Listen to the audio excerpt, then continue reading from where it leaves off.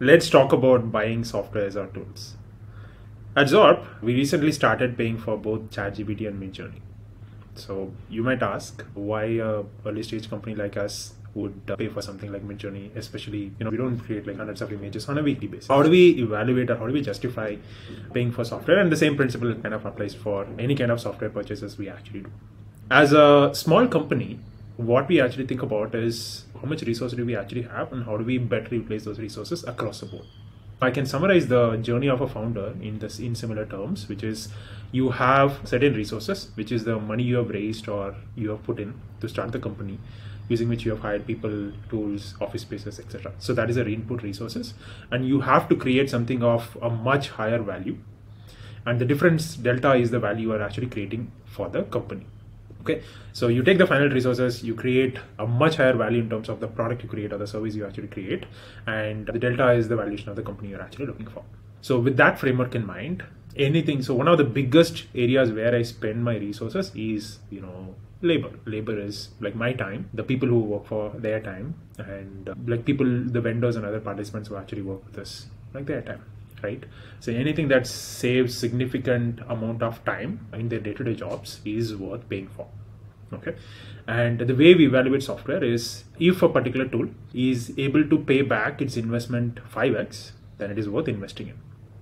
A simple example for this is take Midjourney. It's a good example. Let's say Midjourney saves about 15 minutes a day for us in generating these images, because it's not going to be free. We still have to write the prompt, we have to put it in, we have to download the images, paste it somewhere, etc. It's not a trivial process, but is it, how much time does it save compared to, let's say, doing the alternative?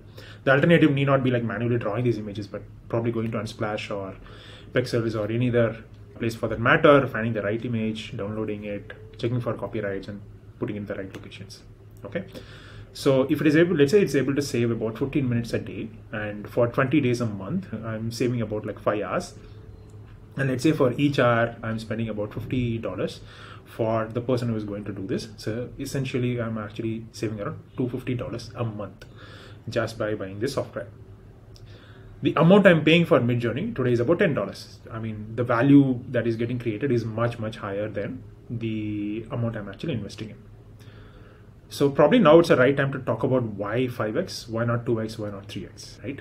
Because it is not just the cost of software that you are investing in, you're also investing in a lot of other things. For example, the time taken to evaluate the tool, the time taken to onboard your people and train your people, time taken to share access credentials and make sure everybody is in sync, remove them, etc. Time taken by finance teams to add credit cards, look at those mismatches, and just vendor management. So these are trivial things that add up over a period of time, and you should always keep in mind that there are other costs in bringing anything new into the company which you don't account for. All right, so this is exactly how we evaluate any kind of tool for that matter. So whether it is able to save more than 5x of the cost we are actually investing in it. Now another thing you should pay attention to is the quality of output the tool is able to create.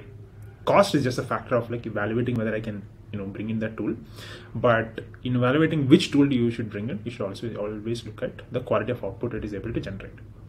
Okay, so you might go with the cheaper version of the tool, or managing like a not so fully fleshed out kind of a way, some automation on spreadsheets or whatever.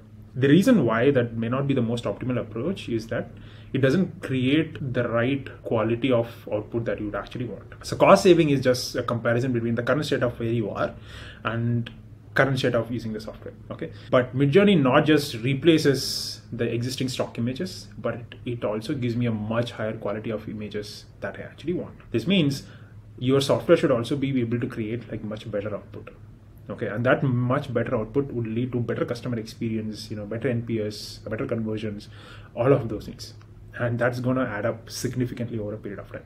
I personally don't use that to evaluate the cost of buying a tool. So there are two things. One is there is a threshold or a benchmark of 5x cost saving for me to invest in that tool, and after that 5x, whatever tool qualifies for that 5x, I look at what is the best quality and invest in that particular tool. Okay, so that way we're able to kind of satisfy both things. This may not be the mathematically most accurate approach, but it is a good approximation for getting the right software internally.